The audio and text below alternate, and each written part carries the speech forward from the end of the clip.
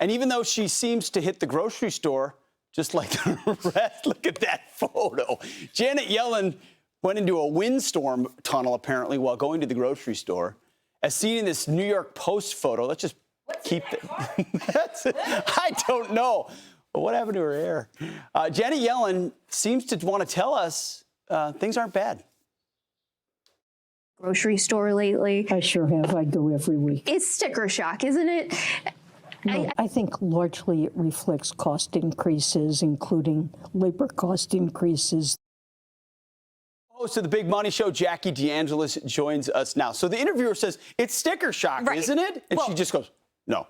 Here's the thing. Google Janet Yellen net worth, and the first thing that comes up is a Forbes article that says she made $7 million giving speeches before she was Treasury Secretary. So maybe for her, when she goes to the grocery store, it doesn't feel that bad because she has millions of dollars, and that's just a blip in her career. But for everybody else, Pete, they feel it. Now, I didn't fact check that TikToker's grocery order, but I can tell you this. As a single person, my grocery bill has gone up, and I spend about $100 a week on groceries. So that kind of roughly adds up with his $400. It is staggering. I know these are some numbers of just basic items you would encounter at the grocery store since 2022. And this is probably accurate as an aggregate or on average, but it feels like it's even more than this, Jack. It is more than Some this. things have doubled or up 50%. Yes, you're absolutely right. And I sat down with the co-owner of Morton Williams just a couple of weeks ago, and he said, yes, that average price of about 20% over the last 3.5 years for food items, that's true. But some items are up as much as 30%, possibly 40%. So when you really look at the specialty things and you bring it all together, it's a lot more than the 20% that we actually report. And here's what scares me. On the comments of the TikTok post, one person said this. They said, and this is why I went from buying healthy food back to only buying sandwich materials. You want to shop the perimeter of the store and feed your kids fruits and vegetables and healthy meats. People are buying processed foods to save money. That's going to impact their health. And listen, we have an obesity problem in this country. Maybe Ozempic is helping right now, but that's not the answer. Well, Janet Yellen lost a lot of credit. I mean, she said this was all transitory, that this wasn't